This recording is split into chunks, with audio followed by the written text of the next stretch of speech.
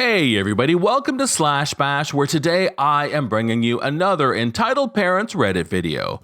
If you are new to the channel, then subscribe and click on notifications so you don't miss out on the fun.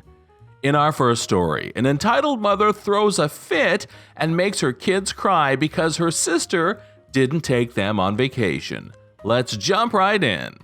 A little over 2 years ago, I won a raffle at my job for an all-expense-paid family vacation. It wasn't some super fancy prize to Disneyland or anything crazy like that. It was just a nice 3-day stay at this little beach house in place. It was for 4 people, and I asked around and found out the package deal cost just under $400. Pricey for me, but not so much for the older, more experienced coworkers I have. I, of course, asked my boyfriend at the time to go, but he couldn't take the time off school. I'd wanted to take my single friends and make it a girls' trip type deal, but they either couldn't because of work or other in-real-life responsibilities at the time, which I was sad about but understood. Since that plan was a bust, I decided to see if my sister and her 2 little kids wanted to come. I figured they'd enjoy it, and so would my sister, and I didn't want to waste the tickets. Well, I went down to visit my family that weekend, intent on asking Sis if they'd want to come. But the longer I was there, the more I hated the idea.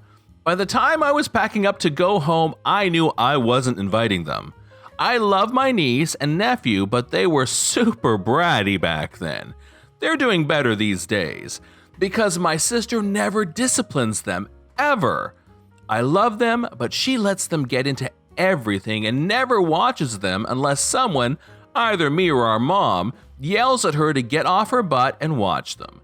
Visiting is always a chore because I end up watching them to give our mom a break. It's pathetic. Like every time I visit, my sis dumped them on me the entire time, like usual, and by that point, I knew if they came, it would turn into me babysitting them while she had a vacation. So I didn't mention the trip and just said goodbye before leaving. The next day I called my good friend Megan because she has 2 kids, older than Sis's kids and very well behaved, and she's a single working mom who I figured could use the vacay. I asked if she would be free for those days, and she was like, yeah, so I offered to invite her along with me on this vacation if she would pay for the gas to get us all to and from there, while I would pay for the food for us to and from there, and she happily agreed. We went and had a blast. I got a pretty good tan, we ate lots of buffet food, swam at the beach, and did fun family and kid-friendly type activities all weekend before coming back. Her kids are super sweet, and it didn't really feel like I was babysitting at all, even when I was helping Megan with them. After I got home, I posted some pics I took. Nothing in your face, just a couple of cute ones of me and us on the beach. And before lunch even rolled around on my first day back at work, Sis was blowing up my phone. I knew ignoring her calls would just prolong the inevitable, so I answered. I barely got past my hey before she was asking me how the hell I could afford a vacation. I told her it was a raffle prize. She asked who won, me or my friend, and I said me. I don't enjoy lying, it stresses me out. She proceeded to flip her stuff, demanding to know why I hadn't invited her. I was honest and said because I didn't want to end up babysitting her kids for my entire vacation. She got mad and called me a butthole, and then she said I knew she needed a vacation and then hung up on me before I could reply. I just sighed and continued working.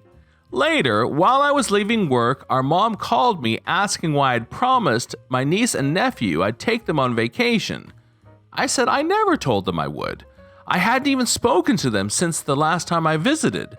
Turns out, Sis told them we were all supposed to go on a beach vacation together, but I ruined it, and now they didn't get to go.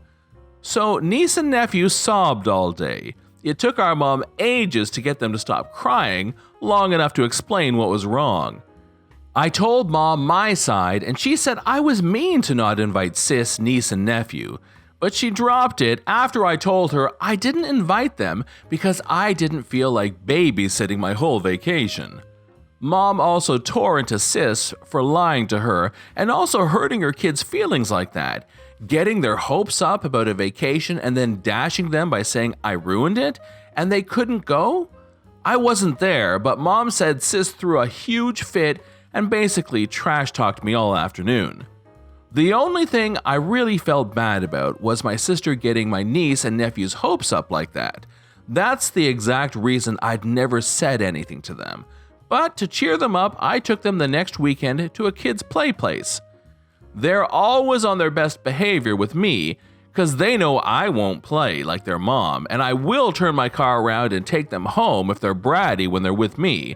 So they got to eat pizza, play games, climb this huge indoor jungle gym thing, and even ride a couple kiddie rides. I also sat down with them while they ate and explained that the trip I went on was for me and my friend, and they wouldn't have liked it because it got so hot and sweaty. They handled it very well. No tears or anything. In story 2, Karen accosts our OP in a supermarket and tells them to stop speaking a foreign language because foreign languages come from Satan. Yeah, that tracks. Hello all you lovely cats and kittens out there. Whoo boy, have I got a story for you. Before we begin, mobile, you know the drill. So to start off, I'm male and American born and raised, but I'm a French major, so I speak French near fluently. In fact, while studying abroad in France, I passed the DALF, which means that I speak French well enough to work and study in France. I'm very proud of this, as well as my love for French culture and linguistics. My roommate, a female, is also a French major and is also a Francophile. We go to school together in the Bible Belt of the States. Cue the story. The cast is me, c'est moi, my roommate, Karen, Karen's child, who has an unspoken role, and a nice manager. Guess what his cue line was? As I said, my roommate and I are both French majors, so we speak French to each other about as often as we speak English. It's a great way to practice the language, and it's a nice us thing. Anyway, we go to the grocery store for some much-needed body and more-needed blood of Christ. We're talking in French about what we're going to do on the weekend, meal class, people we want to have sex with, a myriad of things. Then I notice the Karen. Haircut, flashy, bedazzled top for someone half her age and size, no mask, everything.